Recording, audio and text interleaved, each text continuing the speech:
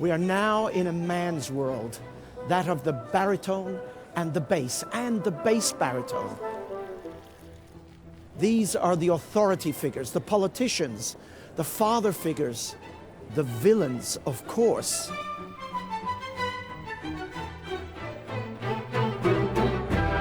Baritones and basses have been a great gift to composers of opera, now creating a balance in the world previously run by tenors and sopranos. The greater warmth of the voices was also exploited in movies and musical theatre. I'll be talking to some of the great singers of today, working with them, in fact, to find out some of the tricks of the trade. Sing a bit. Get off. How does the breathing work, the body, the soul?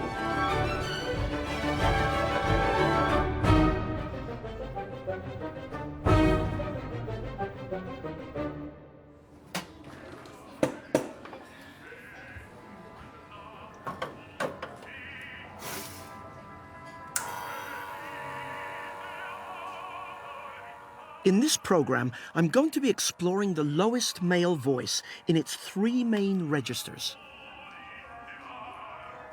On the higher end of this vocal spectrum is the baritone, a manly, virile quality that is also warm and paternal.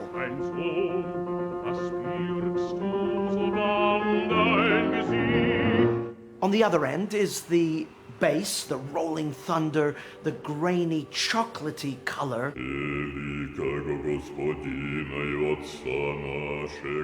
And in between sits the fascinating combination of the two, the bass baritone, having qualities of the baritone and the bass, as the name suggests. This voice is incredibly imposing because it can go high, it can go low, and in the middle has a tremendous power and authority.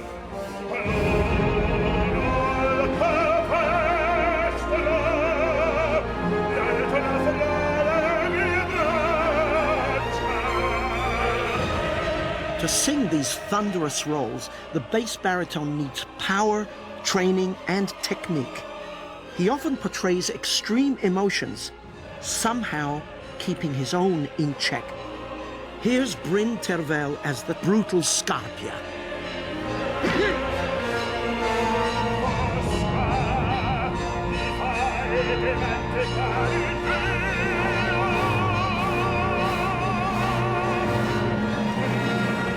All the roles that you sing are very, very demanding. I mean, Scarpia. If you're singing roles like Scarpia or Sweeney Todd, for instance, the misfits, the malcontents of our stage, then you do tend to really go into those characters. And I'm sure every other bass baritone would say as well. And it can come back and bite you in the bum if you throw yourself too much into this demonic aspect of a portrayal, of acting on the stage. Sometimes it's better to just take a step back, not to dive too much into creating a persona on the stage. Who, sir? You, sir? No one's in the jet. Come on, come on! Sweeney, waiting. I want you. Leaders! You, sir! Anybody! Gentlemen, now don't be shy. But one man. Some people would call you also a crossover artist. Do you sing differently? No, not at all. I'd love to hear anybody call me crossover, because I would say to them that those people that sang these original musicals would have had no amplification at all. So they would have been trained either operatically or, trained vocally. Nun halt ich, was mich erhebt, der Mächtigen mächtigst anhören.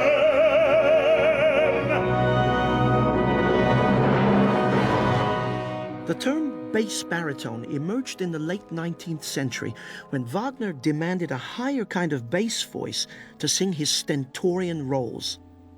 Bass baritones can sing baritone parts and vice versa. So let's meet one of the all-time great baritones who could sing everything and in a highly individual way. A well-known Italian opera and film star is visiting London. And here he is, Tito Gobbi. non più andrai farfallone amoroso, notte e giorno d'intorno girando, delle belle turbando il riposo, Narcisetta doncino d'amor. Tito Gobbi made his debut in 1935 when he was just 22. Over the next 44 years, he built up an international reputation in almost 100 roles. He made feature films, he directed operas, and he gave masterclasses. When you're studying a role, which comes first, the music or the character? I think I leave the music last. Yes. Because when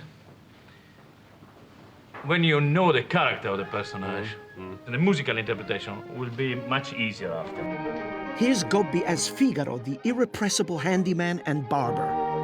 Pronto far tutto la notte e il giorno, sempre d'intorno in giro sta, miglior cucagna per un barbiere, vita più nobile non lo si dà. Little wonder that Gobbi's nickname was the acting voice. Raso gli pettini, lancio dei forbici, al mio comando tutto qui sta. Raso gli pettini, lancio dei forbici, al mio comando tutto qui sta.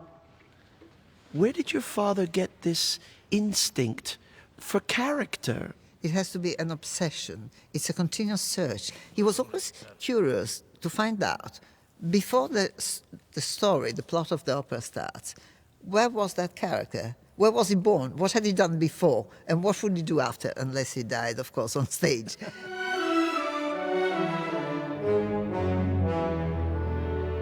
Tito Gobbi is Baron Scarpia. One of his signature roles, he sang it nearly 1,000 times. You are truly in a story. You are in the theater to watch a story. He gives you that narrative through every twitch, every color in his voice, and every thrust. Here, Scarpia looks forward to having his wicked way with Tosca, the opera's heroine.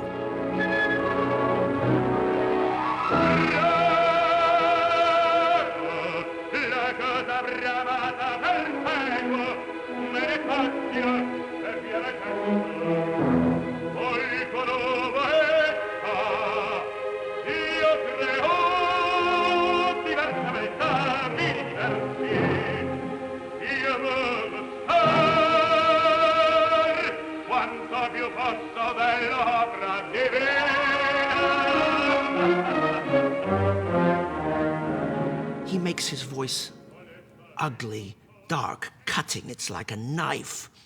He can sing beautifully, but only when the text asks him to. So it's not beauty for beauty's sake. This is the consummate singing actor.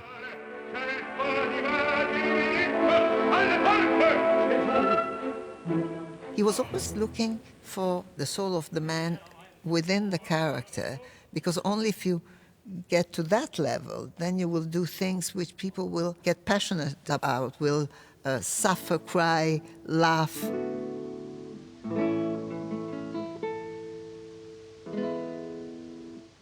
Gobbi excelled in Verdi's multi-layered Shakespearean characters.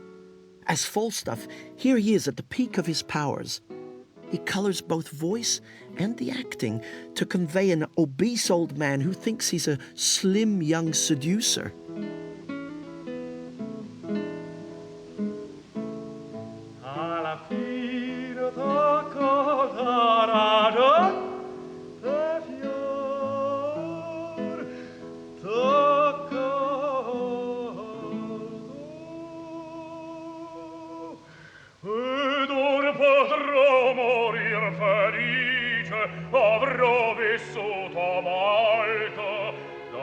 So this is fat singing now.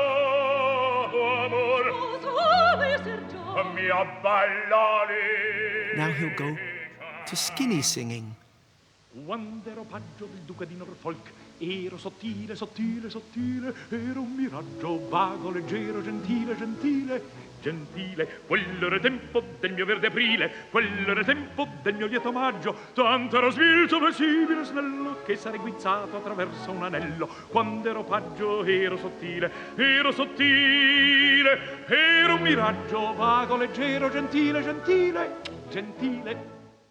Gobbi, with just the raising of an eyebrow, can also portray the pathos of old age. Va, vecchio John, va per la tua via, cammina finché tu muoia, allora scompare la vera verità dal mondo. Falstaff is tragicomic. We pity an old man ultimately disappointed with his life. The ghastly old codgers of early 19th century comic opera, on the other hand, deserve everything that life throws at them. And they're a gift for the comic singer. When you walk on the stage, I mean, I just start laughing before you even open your mouth. I mean, you have a repertoire. It's not a repertoire. It comes from the intention. It's the situation that makes the character comic. Non parlate, vi ostinate. Comic opera emerged as opera for the masses. Instead of kings and queens, we have more domestic situations, such as finding that a younger woman really isn't that keen. And these ridiculously colorful characters need ridiculously colorful singing. Signorino, un'altra volta quando partono da fuori. Signorino, un'altra volta quando partono da fuori. La consegna ai servitori, a suo modo fa saporrà. Signorino, un'altra volta quando partono da fuori. Signorino, un'altra volta quando partono da fuori. La consegna ai servitori, a suo modo fa saporrà. I've seen you perform so many times in the buffo repertoire, the comic repertoire, and it seems to me that rhythm, pronunciation, articulation are the principal things. So how do you train your mouth? How do you train here and your throat to go, I mean, in the Barbiere di Siviglia, I can't even do it myself. You have to practice. Sometimes I do this exercise with my mouth, with my teeth really closed, just to make my lips work and my tongue work. Like Bartolo, for example. Signorino, un'altra volta quando Bartolo andrà fuori. Signorino, un'altra volta quando Bartolo andrà fuori. La consegna ai servitori, a suo modo far saprà. The R is particularly difficult. E non servono le spoglie, faccia pure la gatta morta, faccia pure la gatta morta. Cospettam per quella parte, nemmeno non potrà. To negotiate such fast, tongue-twisting showpieces, the singer not only needs diamond-sharp diction, he has to get through it without passing out.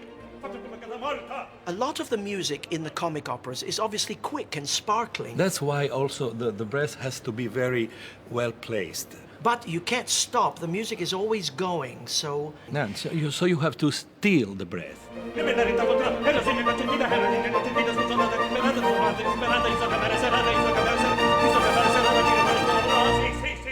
If you keep stealing the air, you reach a point where you cannot sing anymore. If you are not used to breathe calmly, it doesn't work.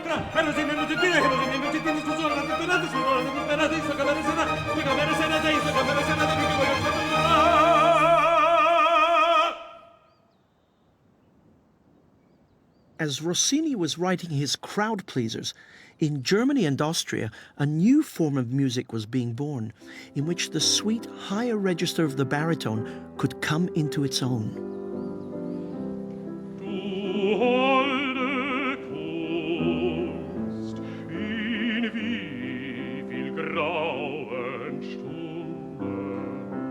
In the late 18th century, the piano was revolutionizing music. So too the Romantic movement. Lieder or German song combined these two elements. Hast du mein Herz zu warme Liebe entzündet, hast mich in eine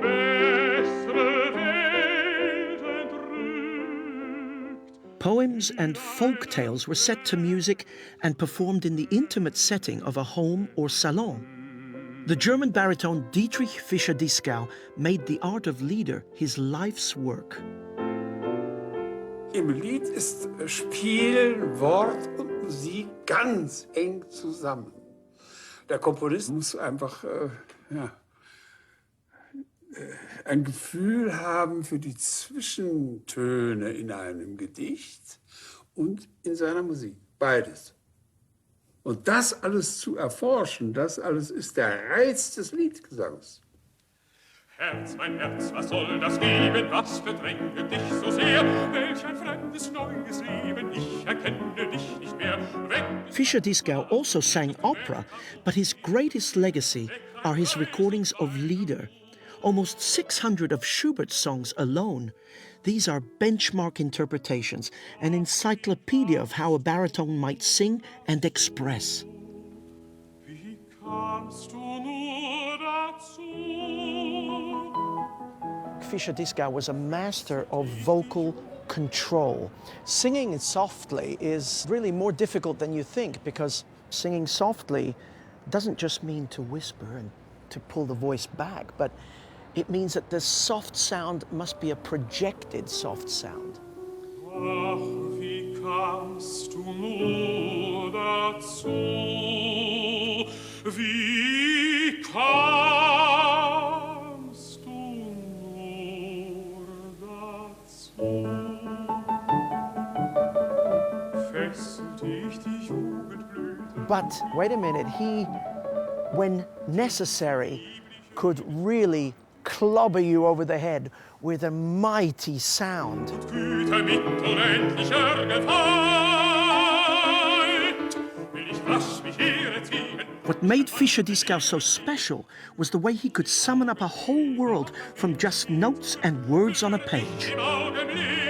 It's almost impossible for a composer to put down on paper in black and white exactly what he wants. Therefore, I wouldn't hesitate to say that, in my opinion, he is a genius when it comes to interpretation.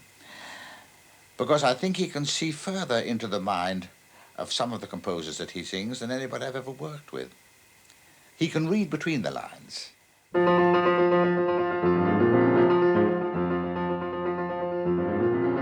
This Schubert song tells of an encounter by a father and son with the evil Earl King that only the boy can see. Fischer-Dieskau acts 4 separate characters using just the color of his voice, starting with the narrator. Wir reiten so spät durch Nacht und Wind. Es ist der Vater mit seinem Kind. Hat den Knaben wohl in dem Arm. Fasst ihn sicher, hält ihn warm. First color change now. Mein Sohn, was birgst du so lang dein Gesicht? Now from father to son. Siehst, Vater, du den Erlkönig nicht, den Erlenkönig mit Krone und Schein. And back to father. Mein Sohn, es ist ein Nebelstreich. The beguiling Earl King. Du liebes Kind, komm, geh mit mir, gar schöne Spiele spiel ich mit dir. Fischer-Dieskau had a remarkable quality in that he could reinvent himself on the spot, forming a myriad colors in the voice, but also as an actor. Did you see the variety in his face? Ich liebe dich, mich reizt deine schöne Gestalt. Und bist du nicht willig, so brauch ich Gewalt. Mein Vater, jetzt fasst mich an. Der König hat mir ein Leids getan. Dem Vater Grausitz, reitet geschwind, hält in Armen das 16. Kind. Erreicht den Hof mit Mühe und Not. In seinen Armen das Kind war tot.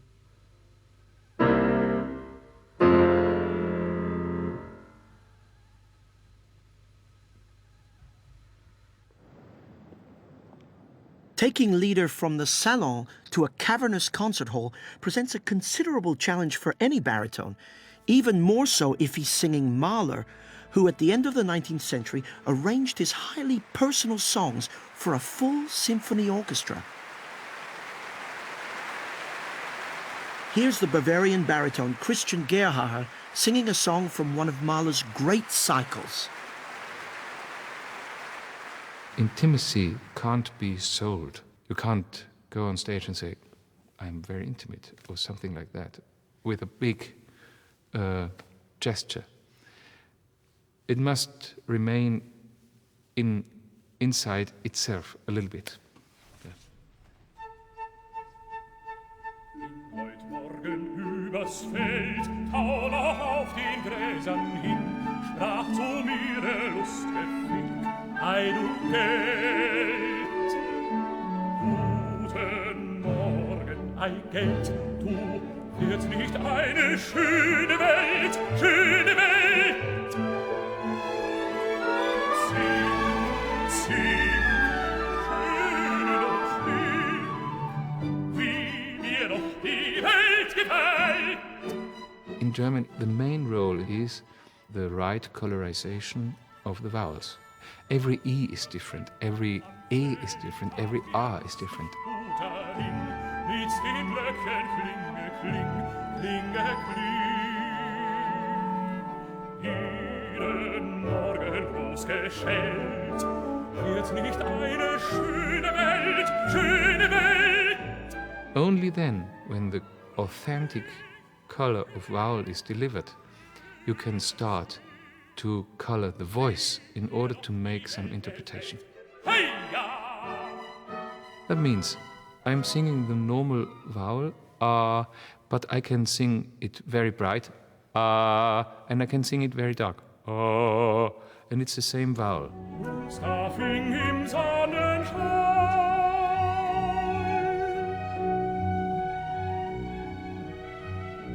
gleicht die Welt zu funkeln auf. Alles, alles Ton und Farbe gewann im Sonnenschein, und Vogel groß und klein. You deliver maybe in the end a kind of coffee because the water goes through the coffee, but it has no grains.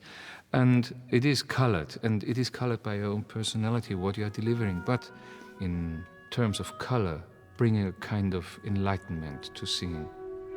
Nun fängt auch mein Glück wohl an.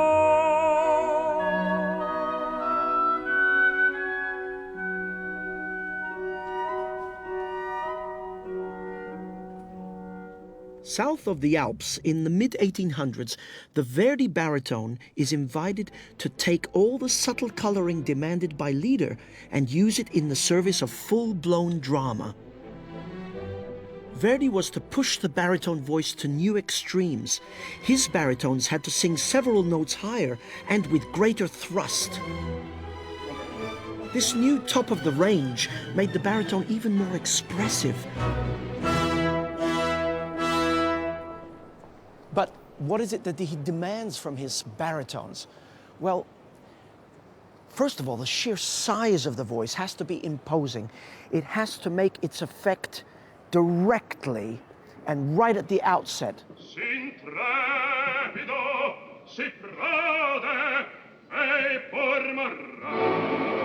The singer must also be able to declaim, to act through the words, and to hurl those words into the theater, so projection is incredibly important.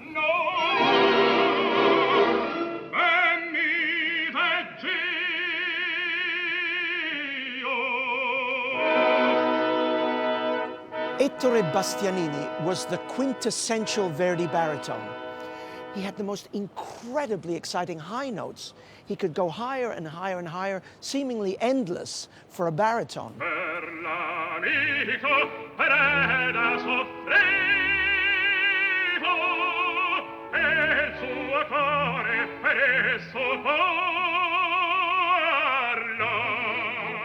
Bastianini was the archetypal Italian alpha male. Born in Tuscany, he had good looks, he had charisma, and he loved fast cars and women. In the 1950s, so commanding was his voice that he could hold his own on stage with star sopranos such as Maria Callas and give the tenors a run for their money. The richness of that sound, the warmth of that sound, the strength of that sound, the masculinity of that sound now gave the tenor competition.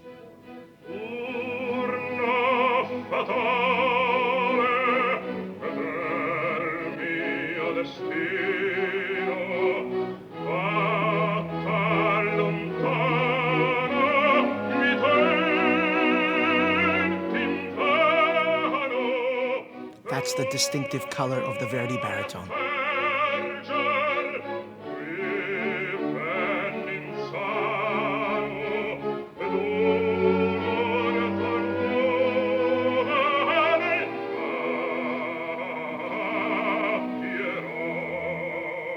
Warm, but with a core of steel, Bastianini's voice cuts through the orchestra.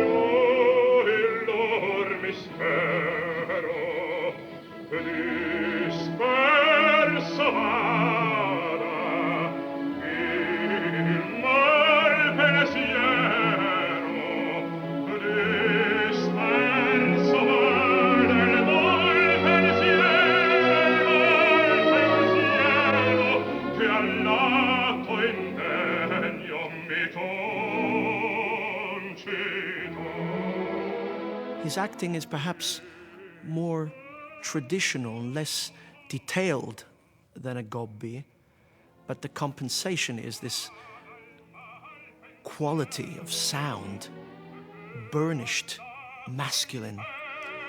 My, I wish Verdi could have heard him.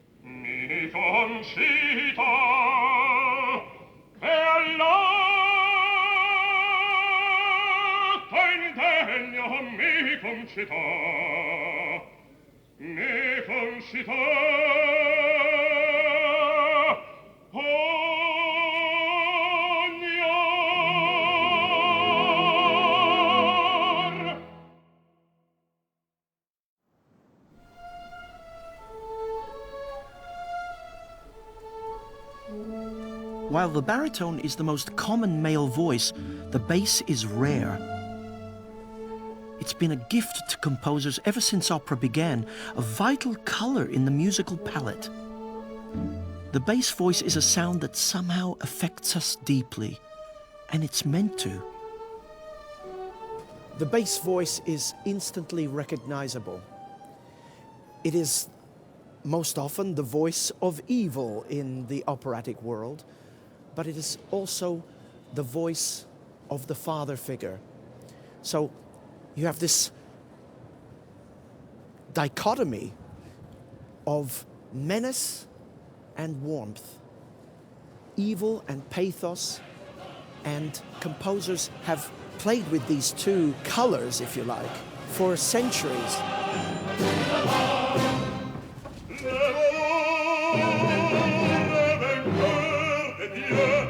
If we're talking menace, look no further than Mephistopheles, the personification of evil and temptation, sung here by Nikolai Gyaurov.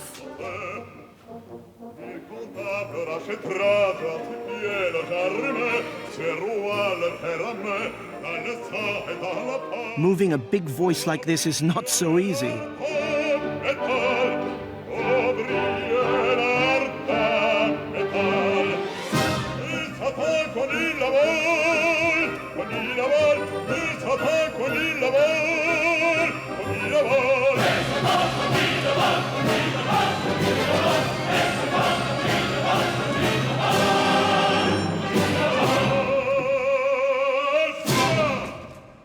The bass voice is very rarely put in the romantic situation. Our bass is not inclined to romantic experiences. Yes, they are, but so the idea of a certain power, commanding energy, is very often given to the bass voice. Uns auf den Lied zu passen, doch mich trügt kein solch Gesicht, doch mich trügt kein solch. The low notes of the bass is like sitting back in an armchair and be totally relaxed and hope that sound would be like the wonderful bass note from an organ pipe or a beautiful cello. Ich hab auch Verstand, ich hab auch Verstand, ich hab auch Verstand, ich hab auch Verstand, ich hab auch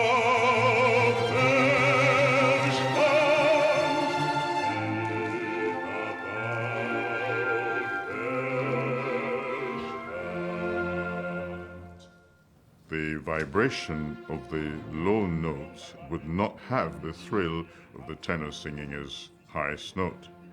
It has a wonderful satisfaction, a comfort, an ease, but it's a different thrill because the vibrations are much slower with the low notes. Wondrous, wondrous, wondrous.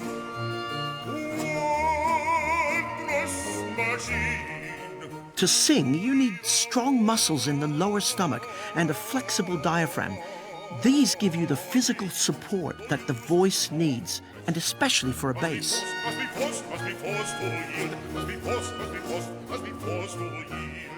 You know, with singing, the basic, as we say, support from here, the work done below this level, has always got to be quite intense. It's always working very hard. That's where the control comes from. That's where the power comes from.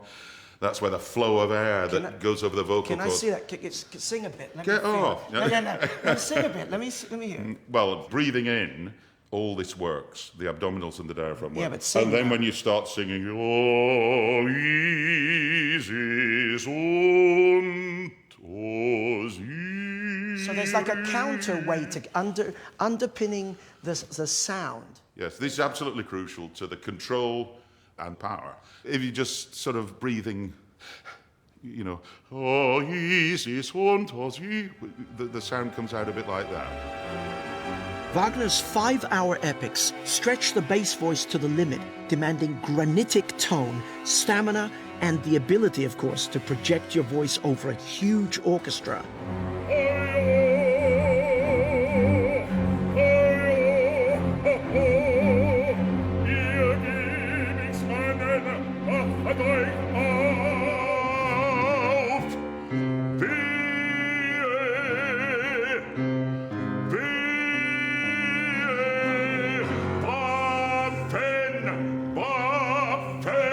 Wow, that's all one note. And yet, it has a power. You are projecting that voice, and I could just sense it was going out to the back wall of the theater. We don't have microphones in the opera house, and so every phrase that we sing has to be projected, and that is a natural thing, as a bird would sing. Except the path that leads to the world outside. Bird or beast, modern or classic, all bass repertoire draws on the same core techniques. The Minotaur was a role written specially for John Tomlinson in 2008. Dreams I seem to remember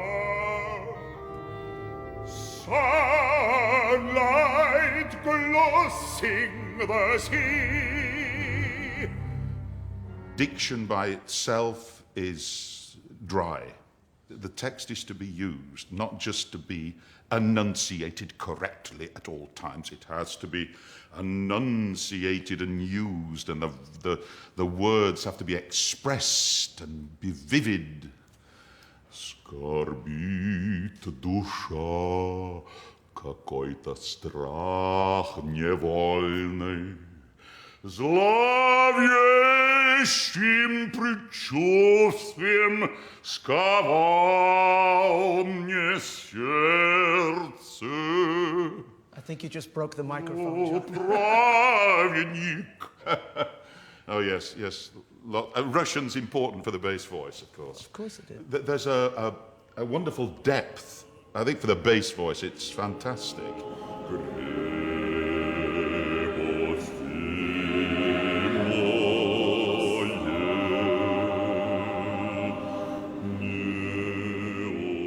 Russia, more than any other country, is the spiritual home of the bass.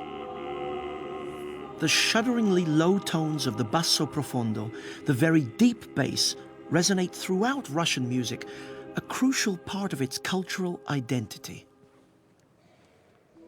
The most extreme and astonishing evidence of Russia's affinity with the bass is that of the octavists, so called because they sing a whole octave below the normal bass register. Now that's low.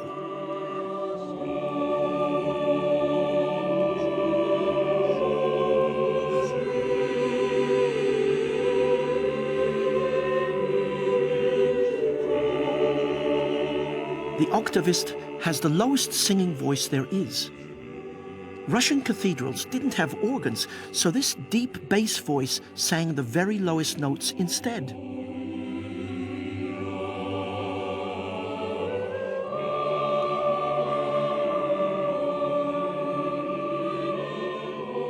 Vladimir Miller is one of the very few living octavists.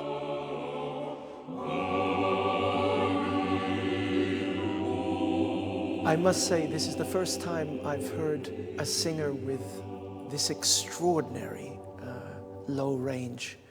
When did you discover these low notes? Впервые это случилось, когда мне было примерно 14 лет. Я поступил учиться в музыкальное училище как музыковед-теоретик. И вот тогда появился такой странный голос. But there is metal in that sound. And I tell you that from the back of the church, it was exactly the same as from the front. The projection was remarkable. Не знаю, только ли это русское явление или нет. Вот сейчас, например, в Москве один есть солист, октавист. В Петербурге 2. Я и один мой друг. А живет там очень много миллионов людей в этих городах. Нет других голосов, они очень редкие. И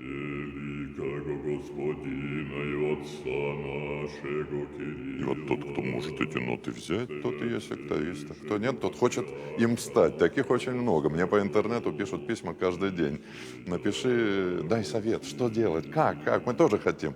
Я говорю, ну это от Бога подарок. Или это есть, или этого нет.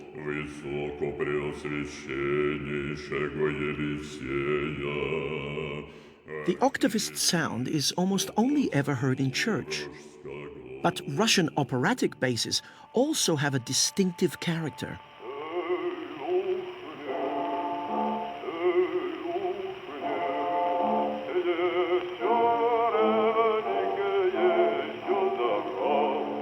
This is the Song of the Volga Boatmen, sung by one of the greatest opera stars of the 20th century, Fyodor Shalyapin.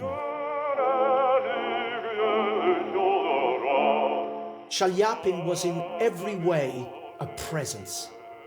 In Italian we say a personaggio. He was entertaining and terrifying. But what about his voice? Well, the legendary pianist Arthur Rubinstein said this, that Chaliapin had a unique quality, powerful and caressing, soft as a baritone's and flexible as a tenor's. It sounded as natural as a speaking voice.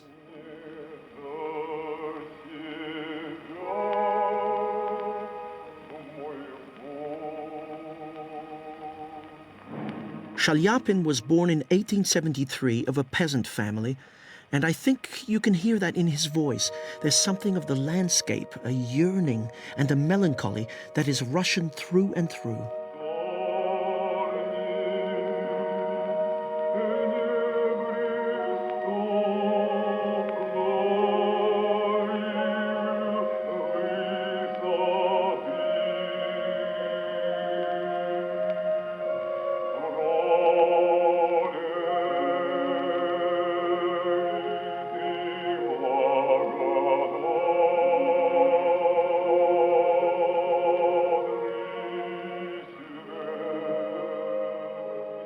There's a force of nature there that I think is perhaps the essence of every great artist.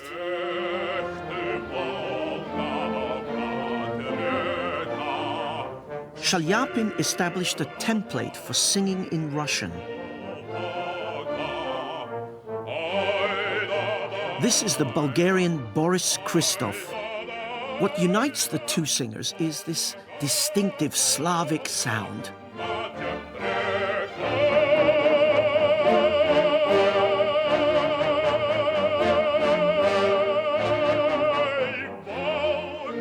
We tend to think of the Slavic sound being deep, dark, but it has also something to do with the way the language brings so many of the sounds back into the throat. Царевича скорей! Ох, тяжко мне симу. So the like almost a swallowed sound, but how right it sounds when somebody like Boris Christoph sings quintessentially Russian music. Прощай, мой сын, умираю.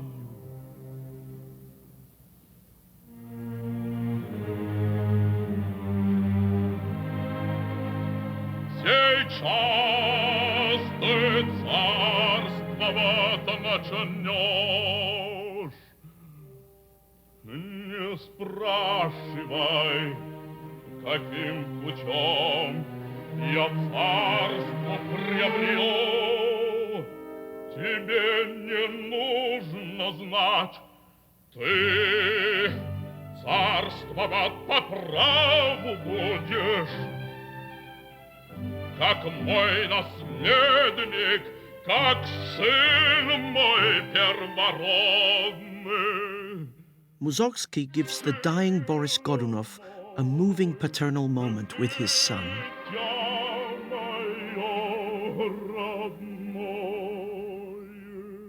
Through the music in opera, a composer can uncover the vulnerable, self-doubting side of such authority figures.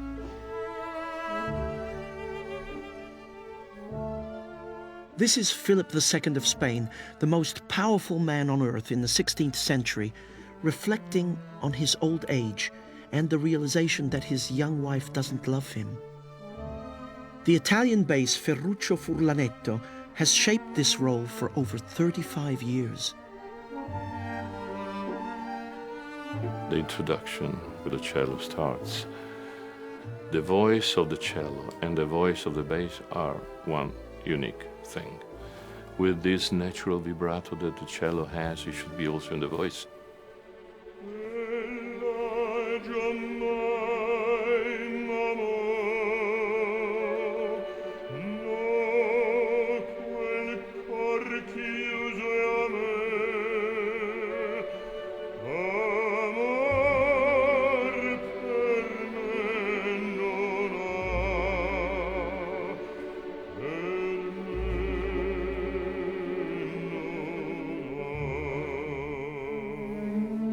We have the chance to see a human side of King Philip The risk is to get too much involved emotionally in these, and in every single moment, in every single bar, you need to have this control of yourself. These beautiful long phrases where you have to be very careful in the breath.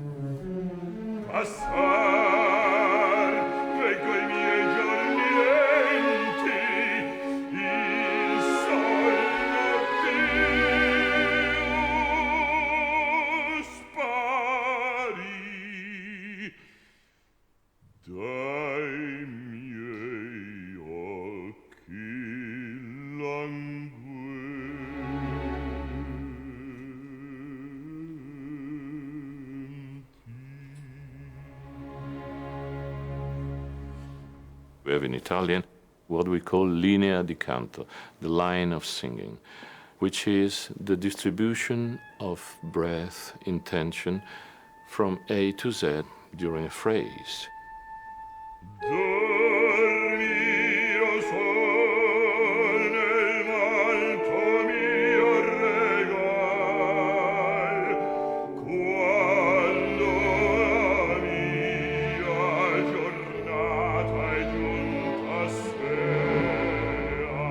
The wave of sound should be controlled in order to arrive to Z healthy, not like that, you know. And doing that, you give Philip the sadness, the disappointment, the disillusion, all this part.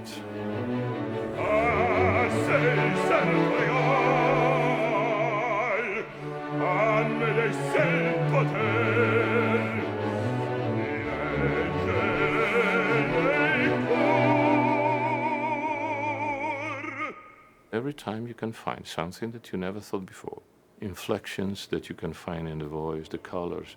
Every time there is some discovery. Therefore, I think that it will be never finished.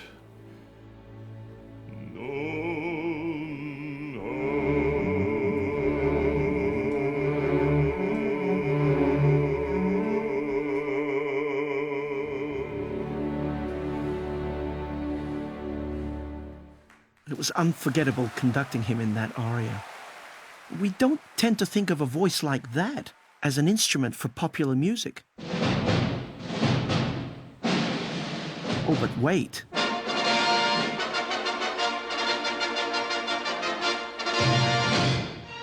From when it first started, Hollywood had lured great opera stars to appear in the movies. Some became just as celebrated on screen as on stage.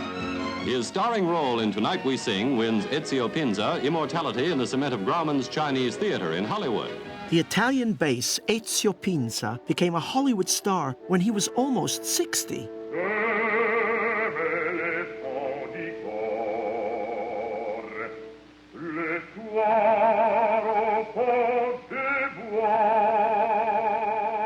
Pinza had established his career in Italy and then was one of the biggest names at the Metropolitan Opera in New York for 20 years. He sang all the classic bass roles, but one role was to change everything. It wasn't until Mozart's Don Giovanni that his career skyrocketed. And that's quite unusual because the role of Don Giovanni is written for a baritone, not a bass. It's quite high, but he had tremendous flexibility in his voice.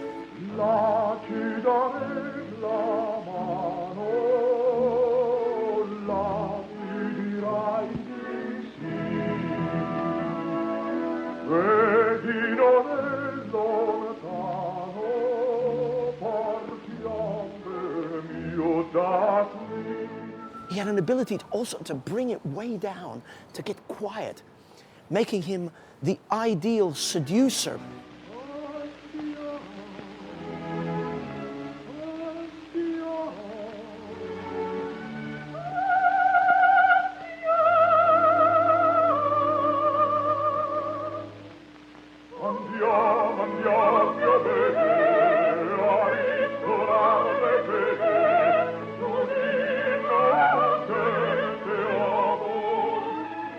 He was also a natural theater beast, someone who had charisma to burn.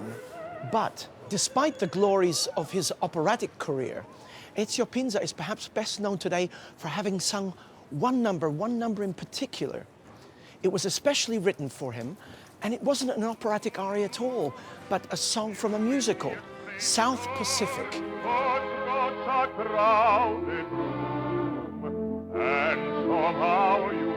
Rodgers and Hammerstein gave Pinza a gift of a song. Some Enchanted Evening is one of the most popular and recorded show tunes ever, and every nuance, every phrase was designed for Ezio Pinza's voice. Some enchanted evening. And what an accent! Someone may be laughing. You may hear her laughing across a crowded room. And night after night, as strange as it seems, the sound of her laughter will sing in your dreams. All the elements of his operatic voice are there. The legato, the beautiful, perfect singing, the diction, it's honey in voice. For all through your life you may dream all alone. The bass voice can be commanding, even ominous, but Pinza proves that it can also be caressing. Once you have found her, never let her go.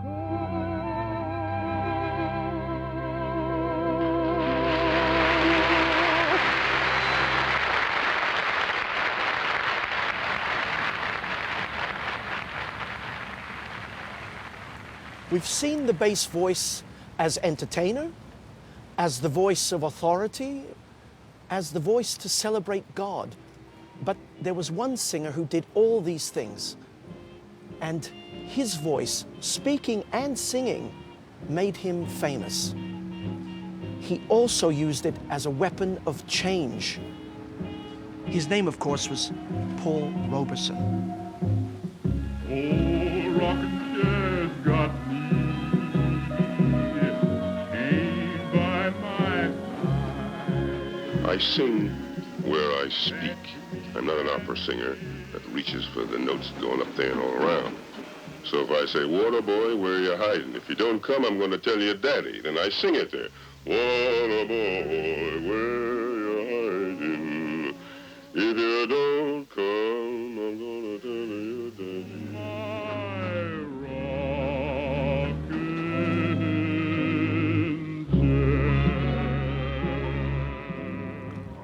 Paul Robeson's voice made a huge impact, but it was not about high notes. It was about stature and dignity and strength. He was a big man. In fact, he was a star athlete, an American football player. Somehow when you listen to his voice, all those things come together.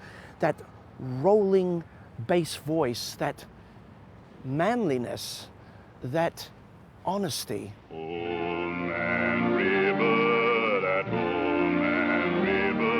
He must know something, but don't say nothing. He just keeps rolling. He keeps on rolling along. Robeson was already an admired actor in straight theatre when, in 1928, he landed the role of Joe in the stage version of the musical Showboat. Old Man River made him a household name. Just keeps rolling along. His singing is not overly emotional, it's not sentimental at all. It retains a certain distance, magnificence, majesty even. Tote that barge, lit. Robeson didn't just entertain, his was a voice of defiance. He changed the words of his signature song into a clarion call for social change. But I keeps laughing in Instead of crying, I must keep fighting until I'm dying. Paul Robeson spent his life fighting, putting his voice at the service of the struggle for civil rights.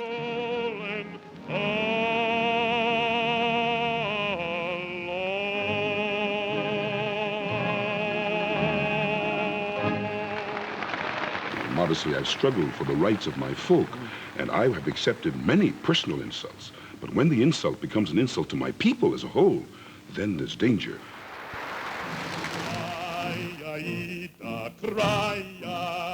Robeson didn't flinch from danger. He courted it. His often stated support for the Soviet Union put him on a collision course with America's Cold War warriors.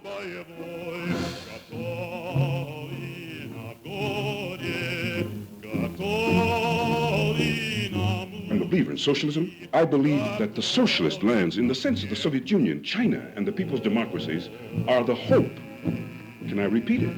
The hope of the future. Хорошие ребята, жизнь по-своему переделают, людьми станут настоящими людьми. This is a singer who's as famous for his speaking voice as for his singing voice. And I think that says a lot. When he sang, there was a directness, as if he were speaking to you. Of the 24 films he made, Robeson thought this one, made in Wales, was his most significant achievement. 1, 2, 3, 4, 1. Lord God of Abraham, Isaac, and Israel, this day let it be known that thou art God, and that I am thy servant. The Proud Valley tells the story of David, a drifter, taken into the hearts of a poor Welsh mining community. Not only as a fellow worker, not only as a fine singer, but as an equal. Now listen, lads. Dave here is more than a good singer. He's as good a butty as ever worked down a pit with me. Aye, and he's a decent chap into the bargain. Here's Seth talking about him being black. Why, damn and blasted, man, aren't we all black down that pit? Aye, take a look at yourselves. This fella's as good a pal as any of you. Come on, David, man. Give him a lead. Back to work with no repining all through the night. Overhead the stars are shining. All through the night we're singing. Dream the dark, but dream of fleeting morning sun. Basses, baritones, bass baritones, sopranos, tenors, mezzo-sopranos, contraltos. It's been a revelation for me to see and marvel at some of the wonderful archive, and to meet and swap notes with their successors today. I just wish I could have included more. Each generation of singers brings new glory to the works of the past and keeps them alive. Each generation creates new roles that contemporary composers have been inspired to fashion specially for them. Music can paint the world and make us see it and us through a different prism in new colors. This is what the very greatest singers have helped us to do and continue to do. Hatte fortuna, non mancherà.